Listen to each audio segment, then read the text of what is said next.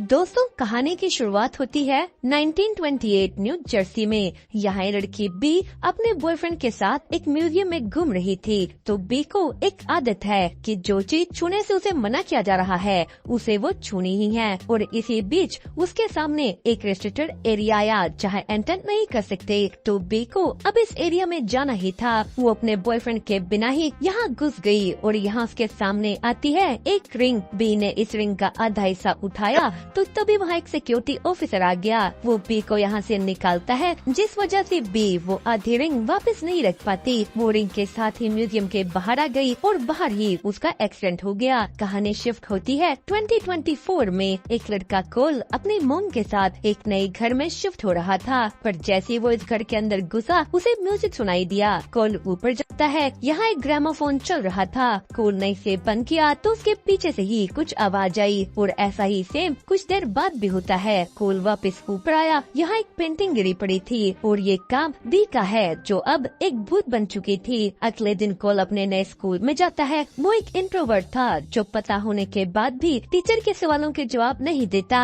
उसका teacher class खत्म होने के बाद कोल को समझाता है कि मैं भी तुम्हारी जैसा ही था, पर ये जिंदगी जीने का एक बहुत ही बोरिंग तरीका है। तो इसके बाद कोल की मुलाकात हुई एक लड़की लिडिया से, जो कोल के ब्रेड को देखकर कहती है कि तुम्हारे आसपास मौत मंडरा रही है। लिडिया एक ऐसी लड़की थी जो सुपरनैचुरल चीजों में विश्वास रखती है। कोल वापस अपने घर आया। यहाँ बैठकर वो अपने पिता को याद करता है जो कुछ वक्त पहले ही गुजर गए थे। तो तभी अपने जूते उतारते हुए कोल को एक छुपी हुई बुक मिली। ये बी की पिक्चर बुक है जिसमें उसकी बचपन से लेकर जवानी तक की फोटोज थी। ये घर उसी का है। तो तभी ये बुक अपने आप बंद हो जाती है। इस बुक में से म्यूजियम वाली रिंग नीचे गिरी। अगले दिन सुबह कोल को ये रिंग मिलती है। रिंग को हाथ में डालते ही उसे बी दिखना शुरू हो गई। रिंग उतारते ही वो गायब हो गई। कोल समझ जाता है कि ये तो बुक वाली ही लड़की है। तो बी उसे बार बार रिंग डालने को कह रही थी। कोल ने रिंग डाली। बी उसे म्यूजियम के बाहर वाले अपने एक्सीडेंट के बारे बताती है। वो कहती है कि उस एक्सीडेंट के बाद सीधा मैं यहाँ अपने बेडरूम में आ गई। मैं यहाँ से बाहर नहीं जा सकती। लोग मुझे देख नहीं सकते, पर मैं उन्हें डरा जरूर सकती हूँ। पर अब तुम मुझे देख रहे हो। तो तभी वहाँ कोल की मॉम आ जाती है। वो उसे स्कूल जाने को कह रही थी।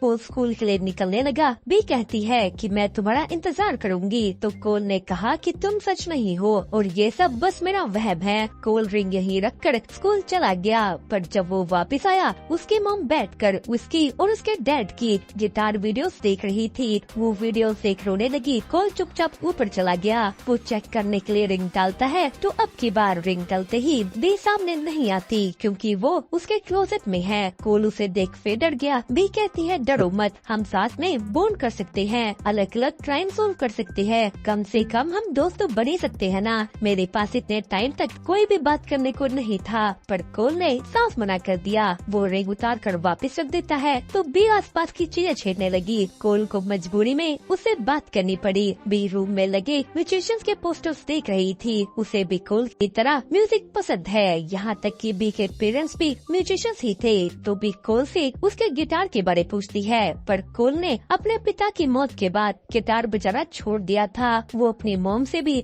इस बारे बात करना पसंद नहीं करता।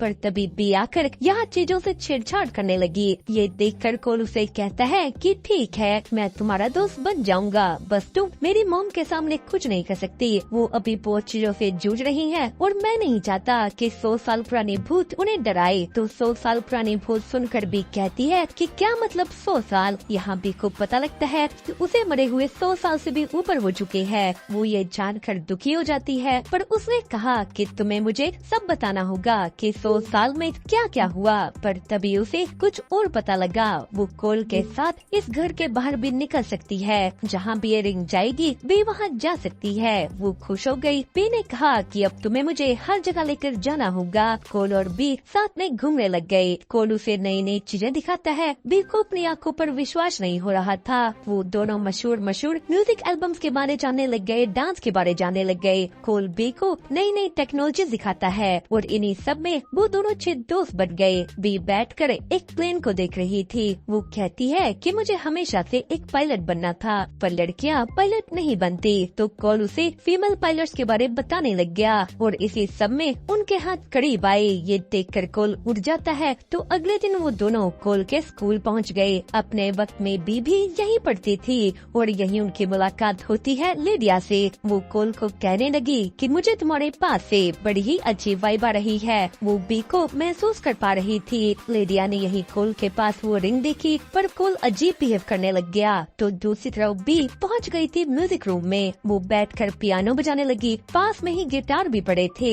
बी के कहने पर कोल गिटार उठाता है। वो दोनों साथ में बजाने लगे, पर इधर लिडिया को कुछ याद आया। उसने वो रिंग एक सुपरनैचुरल बुक में देखी थी। वो इसके बारे और रिसर्च करती है। उसे पता लगा कि लवर्स रिंग नाम की 2 रिंग श्रापित है और जो भी इन रिंग्स को अलग करेगा उसके जल्द ही मौत हो जाएगी। मरने के बाद भी उसे मुक्ति नहीं मिलेगी। वो बस चोरी हुई रिंग के साथ बना रहेगा। यही दूसरी तरफ कोल और बी साथ में बैठकर फिर से बातें करती है। बी कोल को उसके स्कूल के टैलेंट शो में गिटार बजाने को कहती है, पर कोल का अपने पिता की मौत के बाद गिटार उठाने का भी मन नहीं करता। तो बी कहने लगी कि पता नहीं मैं यहाँ क्यों फंसी हुई हूँ। लोग आते हैं चले जाते हैं, पर मैं यही हूँ। काश मैं भी वापस जाकर अपनी जिंदगी जी पाती। और यही सामने आता है कि आज यानी हैलोवीन के दिन ही बी बड़ी थी। तो कोल कहता है कि चलो फिर मैं आज तुम्हें न्यूयॉर्क घुमा कर लाऊं। वो दोनों एक पार्टी में पहुंच जाते हैं। ये एक रेट्रो डांस पार्टी थी जहां बी के टाइम का डांस हो रहा था। कोल उसे यहाँ लेकर इसलिए आया ताकि उसे अपने घर की याद न आए, पर तभी उन दोनों को किसी का धक्का लगा। वो दोनों एक दूसरे को पकड़ पा रहे थे। लोग बी को देख पा रहे हैं। बी को इस बात पर विश्वास नहीं होता कि कैसे हो रहा है और न ही इसके बारे कोल को पता था, पर वो लोग ये सब कुछ छोड़कर अपने अपने कपड़े बदलते हैं। कोल बी को ऐसे देखता ही रह गया। वहाँ इसी के साथ साथ एक रेट्रो डांस कंपटीशन भी चल रहा था जिसमें बी पार्टिसिपेट कर लेती है। अब उन दोनों को ही ये डांस नहीं करना आता था, पर फिर भी उन्होंने अजीब अजीब से स्टेप्स करके आज की रात को एंजॉय किया। डांस के दौरान ही वो दोनों और करीब आ गए। कोल और बी आपस में किस कर लेते हैं। साथ में थोड़ा और डांस करने के बाद कोल बी को एक कब्रिस्तान ले गया। कोल बी को यहाँ पास से एक एरोप्लेन दिखाता है। वो पूछता है कि बताओ और कहाँ चले। बी कहती है कहीं नहीं, पर अब वो उसे छू नहीं पाती। बी फिर दुखी हो जाती है। तो अगले दिन कोल को लिडिया ने अपने पास बुलाया। वो उसे उसके रिंग के कर्ज के बारे बताती है। उसने कहा कि जिस भी इंसान ने इन 2 में से एक रिंग को चुराया है वो अपने मरने वाले दिन को फिर से जिंदा हो जाएगा और तभी उसे चोरी की गई रिंग को वापस दूसरी रिंग के साथ जोड़ना होगा। लिडिया कहती है कि कोल पक्का तुम्हारे आसपास कोई भूत है और तुम्हें कुछ करना होगा। लिडिया ने कोल को उस दूसरी रिंग की लोकेशन बताई जो इस वक्त न्यूयॉर्क के एक म्यूजियम में थी, पर कल ही वो एक ऑक्शन में बेच दी जाएगी। तो लिडिया ने कहा कि तुम्हें जल्द ही इन रिंग्स को एक करके उस भूत को मुक्त करना होगा। उसका यहाँ फंसे रहना एक अच्छी चीज नहीं है। कोल ये सब कुछ जानकर सीधा बी के पास गया। तो यहाँ बी ने उसका रूम सजा रखा था। वो कहती है कि आज तो तुम्हें मुझे अपना गाना सुनाना होगा। बी यहाँ कोल को अपने बात बोलने का मौका तक नहीं देती। वो कहती है कि चुपचाप गाना गाओ। कोल गाना गाता है। उसका गाना इतना अच्छा था कि बी ने उसे कहा कि तुम्हें ये गाना तुम्हारे कॉलेज में होने वाले टैलेंट शो में गाना चाहिए और जब तुम ये गाना गाओगे मैं फर्स्ट रो में बैठकर तुम्हें सुनूंगी। अब ये सब सुनकर कोल बी को उस रिंग के श्राप के बारे नहीं बताता। वो उससे सारी बात छुपा लेता है। अगले दिन वो रिंग भी ऑक्शन में पहुंच गई। तो साथ ही साथ कोल को अपने टेस्ट में मिला था एक डी। वो अपने टीचर से इसके बारे पूछता है। उसके टीचर ने कहा कि कोल तुमने सब कुछ ठीक लिखा था, पर तुमने इस ऐसे में अपने रियल थॉट्स नहीं डाले। तुमने इसे ऐसे लिखा कि मुझे यानी टीचर को पसंद आए और इसीलिए मैंने तुम्हें कम नंबर दिए हैं। मैं चाहता हूँ कि तुम इसे अपने तरीके से लिखो कि तुम क्या सोचते हो। तो कुछ देर बाद ऑक्शन में वो रिंग भी बिक गई। कोल यही सब बातें सोचते हुए बी के साथ गिटार भी नहीं बजा पाता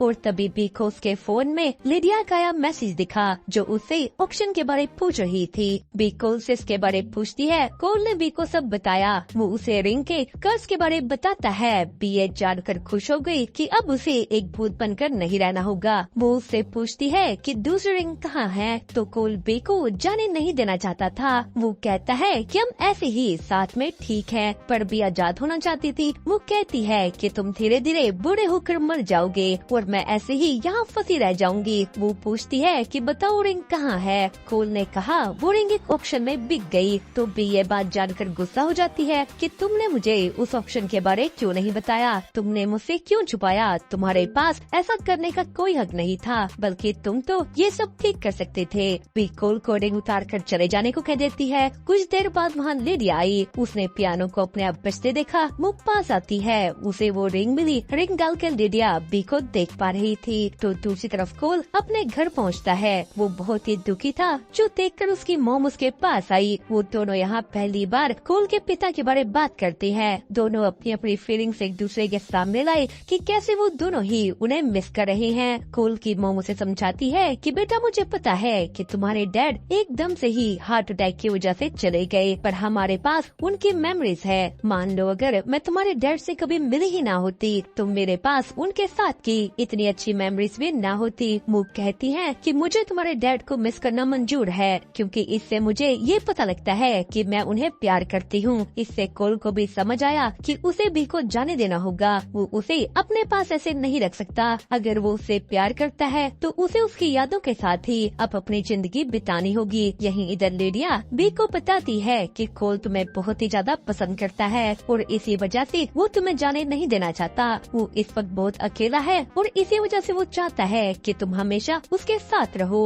तो कोल ने इधर से म्यूजियम वालों को फोन किया। वो रिंग का खरीदार बनकर ऑक्शन वालों से अपना ही नाम पूछता है, पर वो कहते हैं कि सर हम आपको ये सारी डिटेल्स कल प्रोसेसिंग होने के बाद ही दे पाएंगे। अब इसका मतलब था कि रिंग अभी भी न्यूयॉर्क के म्यूजियम में ही है। कोल भागकर बी के पास गया। वो कहता है कि रिंग अभी भी म्यूजियम में है। कोल और बी चोरी से म्यूजियम के अंदर घुसे। उन्होंने जल्दी से लवर्स रिंग का बॉक्स ढूंढा, पर रिंग्स को साथ में जोड़ने से पहले कोल और बी आपस में जुड़ते हैं। दोनों ने एक दूसरे को अलविदा किया। कोल अपनी उंगली से रिंग निकालकर दूसरे रिंग के साथ जोड़ देता है। वो दुखी होकर वापस अपने घर आ गया तो यहाँ उसे फिर से बी की फोटो एल्बम दिखती है, पर अब की बार इस फोटो एल्बम में बी की जवानी के बाद की भी फोटो थी। इसमें उसकी शादी की फोटो है, उसके बच्चों की फोटो है। मतलब बी ने अपनी लाइफ आगे और जी। हमें दिखाया जाता है कि रिंग के जुड़ने से बी मुक्त नहीं होती, बल्कि वो तो पहुँच जाती है वापस उसी वक्त में जब उसने इन रिंग्स को अलग किया था।